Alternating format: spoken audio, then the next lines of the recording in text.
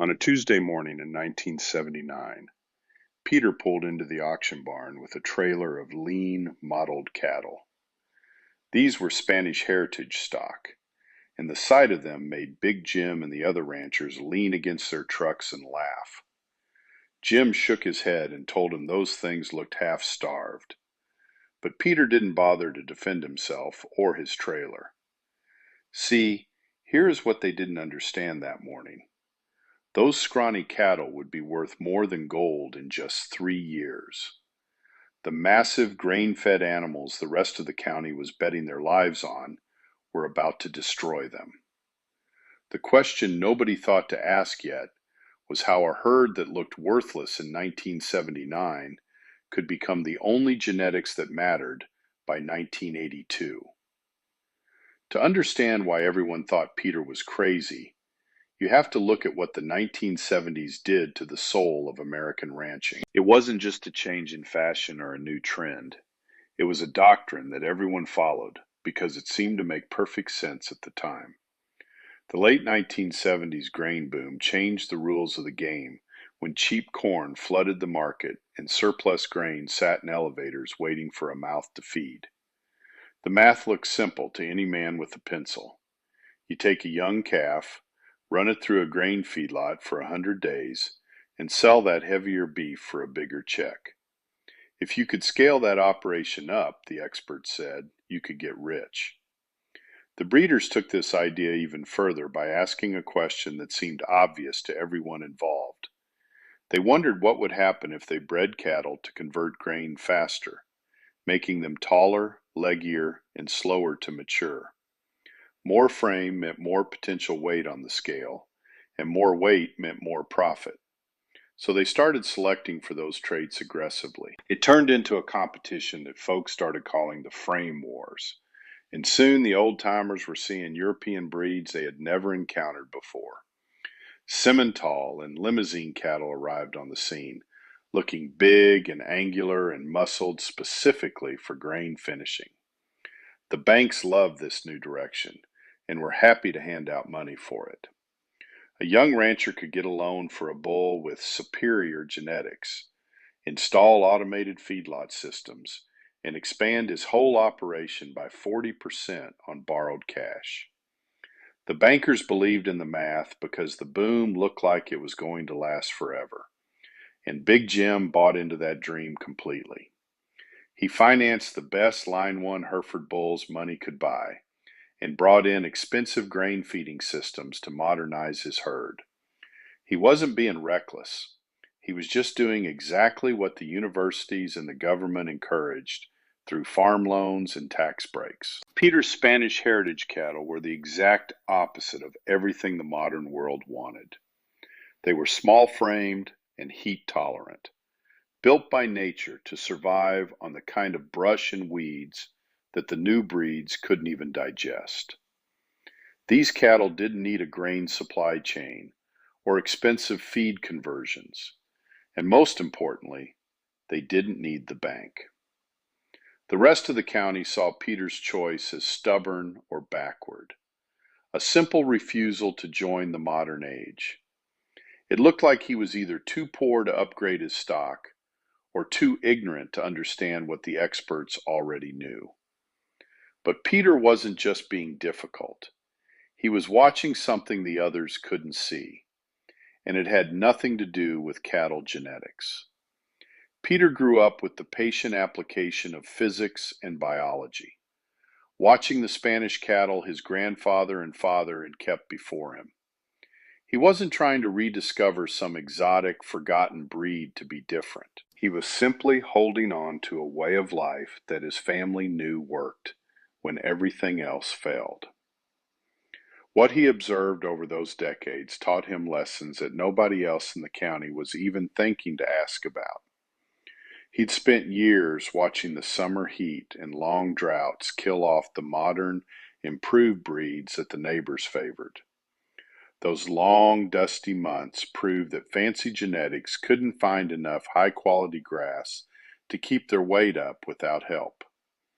They needed grain hauled in, they needed expensive supplements, and they needed a complex system to stay perfectly in motion just to survive. But the Spanish cattle just kept walking, eating the brush and weeds that other cows wouldn't touch, because they knew how to live on whatever the land decided to give. Calving season told the same story, as the high-dollar Angus and European crosses constantly required a vet's help in the middle of the night. The industry had pushed for bigger frames and heavier calves, but it created a body the cows themselves couldn't handle without human intervention. Peter's cattle birthed their young out in the brush without a single assisted pull, and those calves were up and nursing within minutes of hitting the ground. There were no midnight phone calls and no expensive vet bills, which meant there was no dependency on someone else's tools or knowledge. Peter understood a fundamental truth that the modern ranchers had traded away for a paycheck, which is that resilience always beats efficiency once the system starts to break. The modern cattle were certainly efficient under the right conditions, converting cheap grain into heavy muscle faster than anything else on four legs. But that speed came with a hidden price tag, creating a beautiful machine that required a constant stream of fuel, maintenance, and a rock-solid supply chain. When a single part of that machine failed, the whole operation seized up, like an engine without oil, leaving the rancher holding the bill. Peter's cattle weren't built for speed, but they were built to last, surviving on the rough forage the land provided without any need for grain or supplements. They didn't create veterinary emergencies because their bodies were designed for the environment, making them the exact opposite of a fragile machine. These were animals that understood how to take care of themselves, and Peter was a man who valued that kind of independence above a fast profit. He wasn't looking to get rich overnight, but he was looking to stay solvent during a downturn he could already feel vibrating in the air. Something told him that cheap grain wouldn't stay cheap forever, and the easy credit the banks were handing out would eventually dry up and blow away. He didn't have a calendar date for when the crash would happen, but he had the quiet confidence of a man who knows the weather is about to turn. The other ranchers looked at his lean, small herd and assumed he was struggling, but Peter knew he was the richest man around because he carried no debt. While Big Jim was borrowing money at 7% to build feedlots and buy superior genetics, Peter wasn't signing his name to anything at the bank. He owned his land outright, his cattle cost him next to nothing to keep, and every dollar that came in stayed in his pocket instead of being sent off to a lender. The mockery from the neighbors never really bothered him because he'd made a deliberate choice rather than a mistake, and he knew exactly what he was doing. The others just hadn't realized it yet. In August of 1979, Paul Volcker took over as chairman of the Federal Reserve at a time when inflation was running wild at over 11%. Volcker decided to break that inflation the only way he knew how, which was to choke off the money supply and drive interest rates up to levels the country had never seen. By the time 1980 rolled around, the federal funds rate had climbed to a staggering 19%, and local farm operating loans were hitting 21% or higher.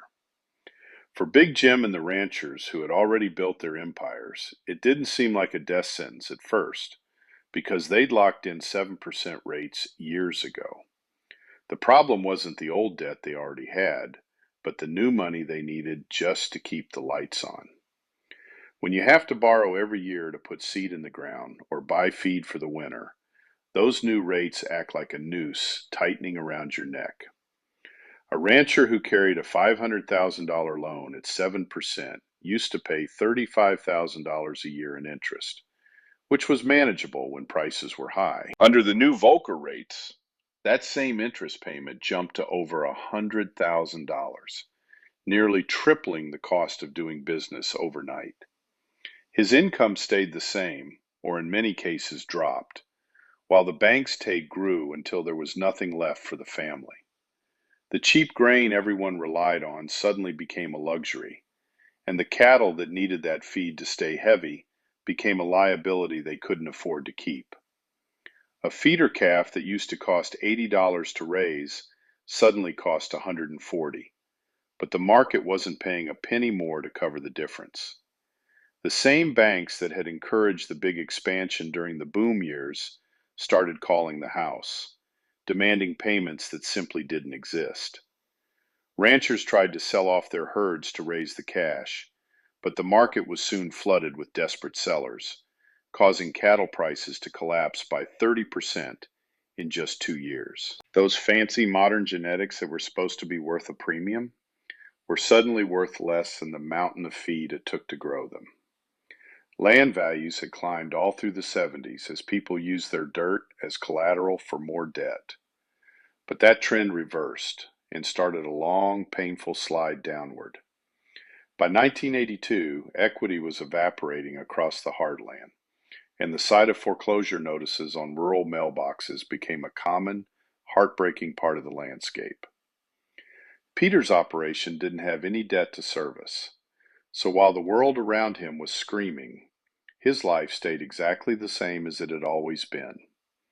He wasn't the poor neighbor anymore, but instead, he owned the most stable asset in the entire region, because he wasn't drowning in a sea of red ink.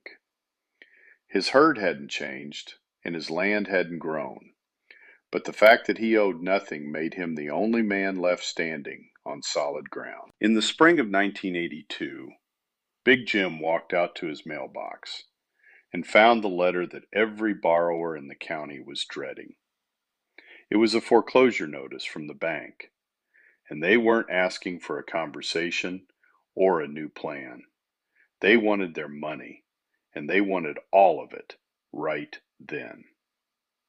While the 7% debt he'd carried from the good years was still sitting on the books, it was the operating loans he'd signed for since 1979 that were dragging him under. Those new notes were sitting at 21.5% interest, and that kind of math will kill a ranch faster than a blizzard. He tried to sell his way out of the hole by taking his best herd to the auction block. These were massive steers, the kind of animals the university experts said the market was supposed to crave. They had frame scores of 8 and 9, with legs that seemed to go on for days, looking like the perfect genetic dream of the 70s, standing there in the ring. They looked like money, but the problem was that everyone else was looking at the same exit door. The market was absolutely flooded because every rancher in the county was trying to sell at the exact same time. Every one of them was desperate to turn cattle into cash before the banks showed up to take the dirt beneath their boots. The auctioneer started knocking cattle through at prices that didn't make a lick of sense, and they were down 30% from what they would have brought just 2 years prior. Some of those men were taking massive losses just to move the inventory, watching their life's work disappear for pennies on the dollar. Big Jim's beautiful steers had cost him premium prices, and they were supposed to be worth a fortune because of their fancy genetics and their potential for grain finishing. Instead, they were worth maybe half of what he had put into them, and he still had the feed bill and the interest payments staring him in the face. He couldn't even afford to put hay in front of the animals he had left. Those gleaming, automated systems he'd installed to make himself rich were sitting idle and rusting in the rain, and every day they sat empty, he was just hemorrhaging more money to the bank. Across the county, the neighbors were losing land that had been in their families for 3 generations. Bankruptcy auction signs started popping up like weeds in a neglected pasture. The same auctioneer who had laughed at Peter's scrawny herd was now the man presiding over the liquidation of every modern, high-tech operation in the region. He wasn't laughing anymore, and to be honest, nobody else was either. Then the wind started to shift, and Peter began receiving quiet visits from men he'd known his entire life.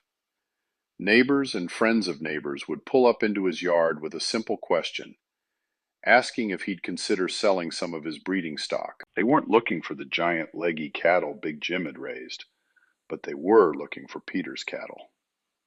Peter didn't gloat or tell them he'd seen it coming, and he simply told them his cattle weren't for sale. He understood the gravity of the situation because his herd, the one everyone mocked as worthless, was now the only genetic line in the county that could survive a collapse. These were the only animals that didn't need a semi-truck full of expensive feed to stay alive, and they were the only ones that could actually thrive on what the land provided naturally. The banks were finally learning a lesson, though it came far too late for most of the families involved. Debt-fueled expansion in agriculture is a trap because you're betting that the weather and the markets will stay favorable forever. They never do, and the equation is easy to see once the dust settles.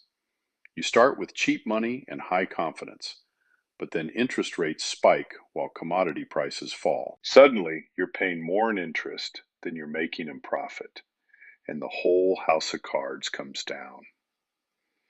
Peter had refused to play that game from the start. While Big Jim was busy borrowing and expanding his empire, Peter was focused on staying solvent and keeping the land in his own name. He had no debt, and he had cattle that didn't need a complex system to survive. And by the end of 1982, his quiet choice had become the only choice that actually mattered. Late in 1982, a stranger showed up in the county who wasn't from around those parts. He ran a specialized beef operation out of state, and he'd been watching the industry collapse from a distance to see what worked and what didn't. He came looking for breeding stock, and he knew exactly what he was after, because he wasn't interested in the massive leggy cattle that were currently choking the market. He understood something the local ranchers were learning the hard way, which was that in a post-boom world, efficiency and resilience matter a whole lot more than maximum growth. You can't eat genetics that only look good on a piece of paper, and you certainly can't breed cattle that eat nothing but money and call it progress. He was looking for animals that could thrive on marginal forage without needing a global supply chain to stay fed. He wanted bloodlines with strong maternal instincts and the kind of calving ease that meant a man didn't have to stay up all night in a birthing shed. He wanted animals that could live on what the land provided, which was everything the old-timers knew and everything the frame wars had tried to breed out of the industry. Peter's Spanish heritage cattle checked every single one of those boxes.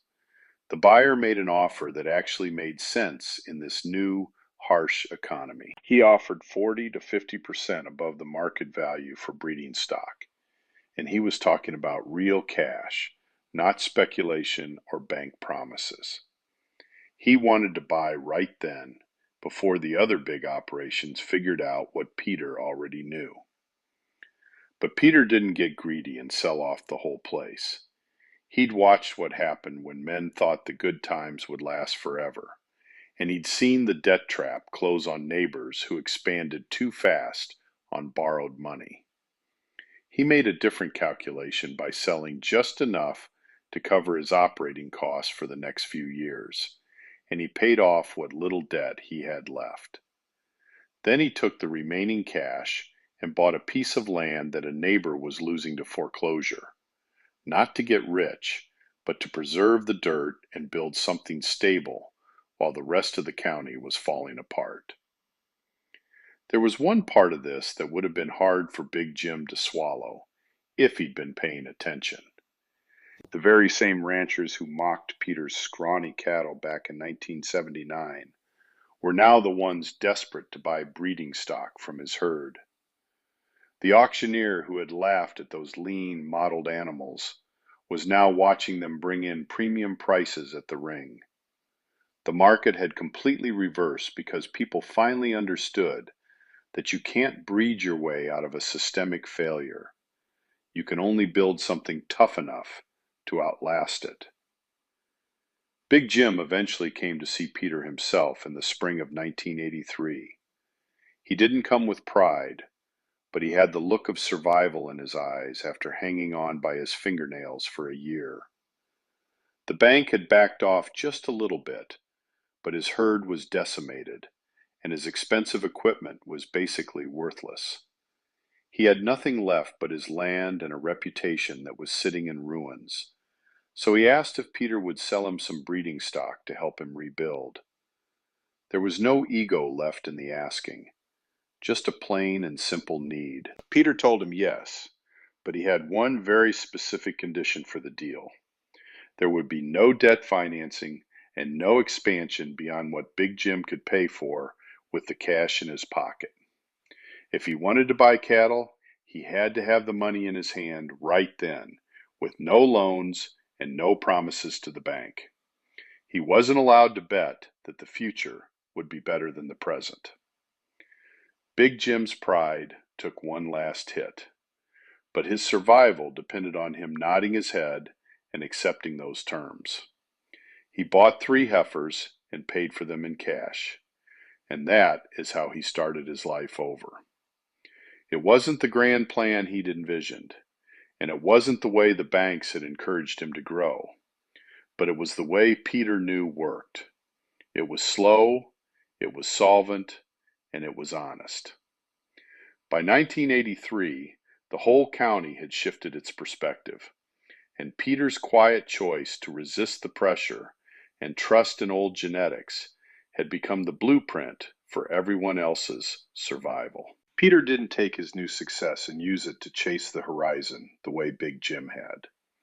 He certainly had the chance, especially since the market was suddenly hungry for his genetics and buyers were driving in from 3 states away. He could have tripled his herd size and bought up every neighboring acre. But he had spent too many years watching what that specific itch did to a man's soul. He'd seen the cycle of expansion and leverage lead straight to ruin for too many good families in this county. Instead of getting bigger, Peter decided to get stronger by doing something much quieter.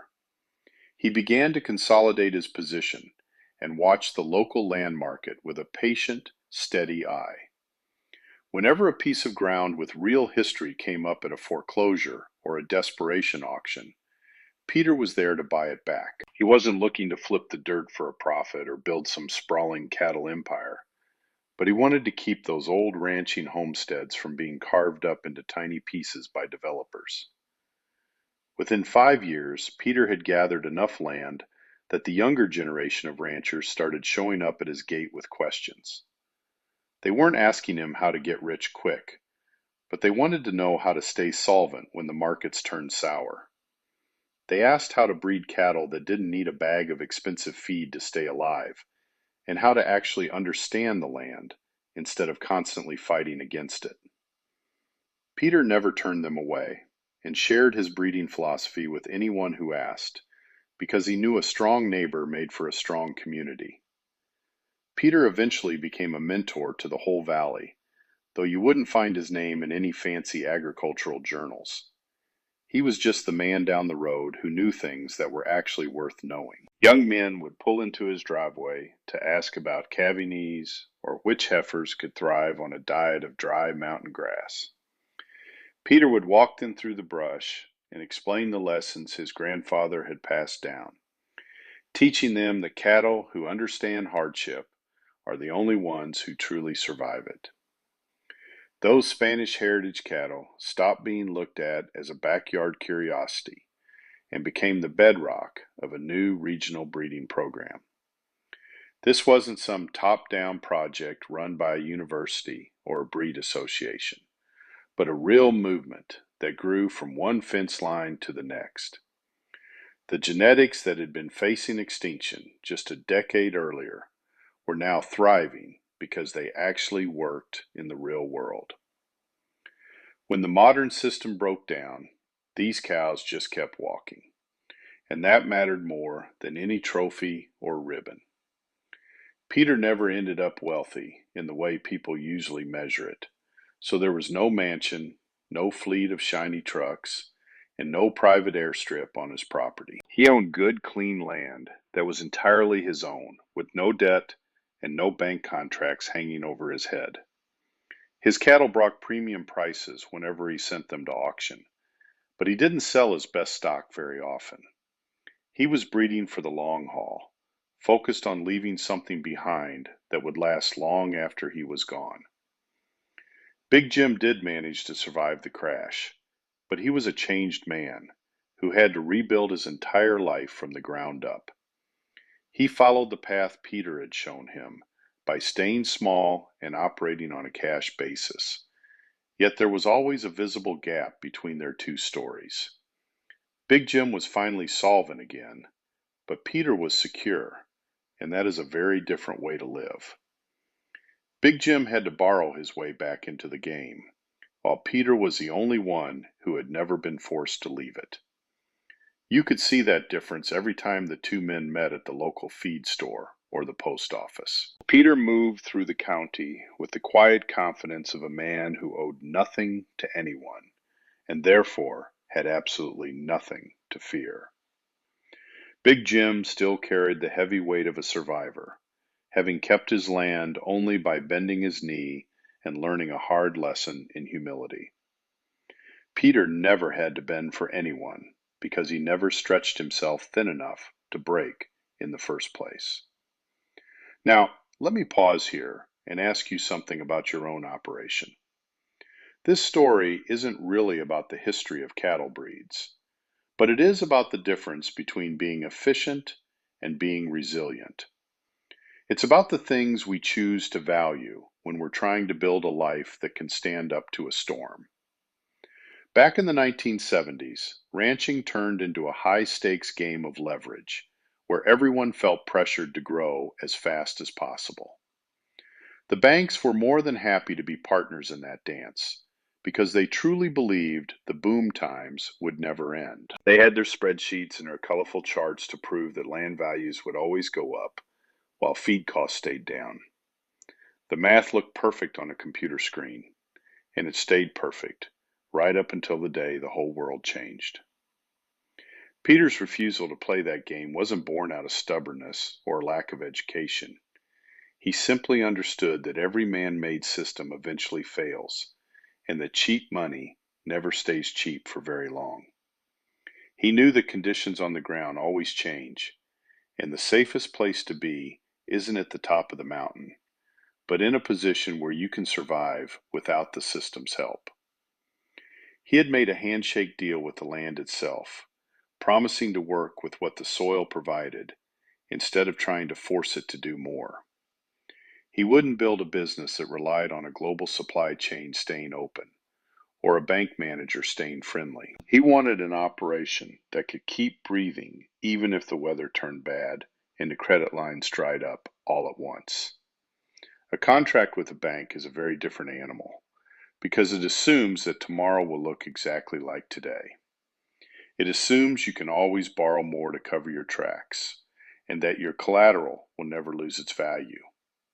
It is a massive gamble dressed up in the language of mathematics, and it's a trap that many good people never see until it's too late.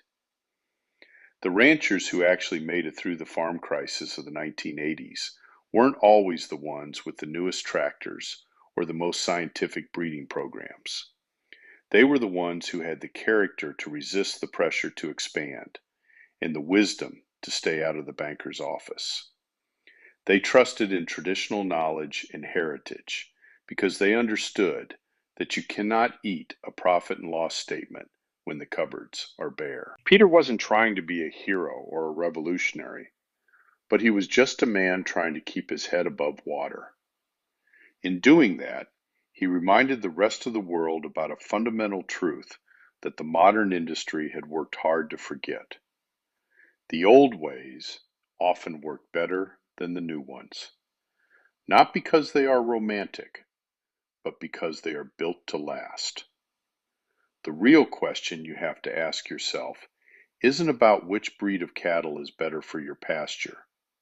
It's about whether you are building something that can survive on its own when the gears of the system finally stop turning. Because those gears will stop eventually, and they usually do it when you least expect it. Subscribe to see the underdog win through character and old iron. On a gray morning in the pasture, Peter watches his Spanish cattle graze on the brush and the weeds that other cows would starve on. These animals are lean and mottled, looking unimpressed to anyone who doesn't understand what they are seeing. He owns the land clean, and he carries no debt, which means he owns a herd that can survive whatever the world throws at them next. The sound of that auctioneer's laugh from 1979 is nothing but a memory now. Peter didn't win this game by being the smartest or the toughest man in the county, but he won by knowing that resilience beats efficiency every time a system starts to break. If you want to see how the quiet ones outlast the loud ones, subscribe to see the underdog win through character and old iron. The real story of agriculture isn't about who borrowed the most. It's about who owed the least.